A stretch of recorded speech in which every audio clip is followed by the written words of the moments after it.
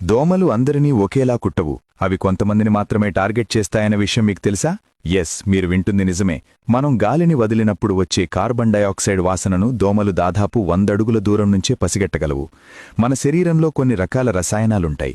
ముఖ్యంగా మన చెమటలో ఉండే లాక్టిక్ యాసిడ్, అమ్మోనియా మరియు యూరిక్ యాసిడ్ వాసనలంటే దోమలకు మహా ఇష్టం. ఎవరికైతే శరీర ఉష్ణోగ్రత ఎక్కువగా ఉంటుందో వారిని దోమలు ఎక్కువగా ఇష్టపడతాయి. పరిశోధనల ప్రకారం దోమలకు కొన్ని బ్లడ్ గ్రూపులంటే ఇష్టమని తేలింది. ఓ బ్లడ్ గ్రూప్ ఉన్నవారిని ఏ బ్లడ్ గ్రూప్ ఉన్నవారికంటే దాదాపు 2 రెట్లు ఎక్కువగా కుడతాయి. మనం చేసే పనుల వల్ల మన చర్మం నుండి కొన్ని రకాల సిగ్నల్స్ అందుతాయి. వాటిని బట్టి మన బ్లడ్ గ్రూప్ ఏంటో దోమలు ముందే పసిగట్టగలవు. మన చర్మంపై సహజంగానే కొన్ని లక్షల బ్యాక్టీరియాలుంటాయి. అందుకే సాధారణంగా కాళ్ల దగ్గర దోమలు ఎక్కువగా కుడుతుంటాయి. అక్కడ బ్యాక్టీరియా ఎక్కువగా ఉంటుంది కాబట్టి. నమ్మడానికి వింతగా ఉన్న దోమలకు కొన్ని రంగులు బాగా కనిపిస్తాయి.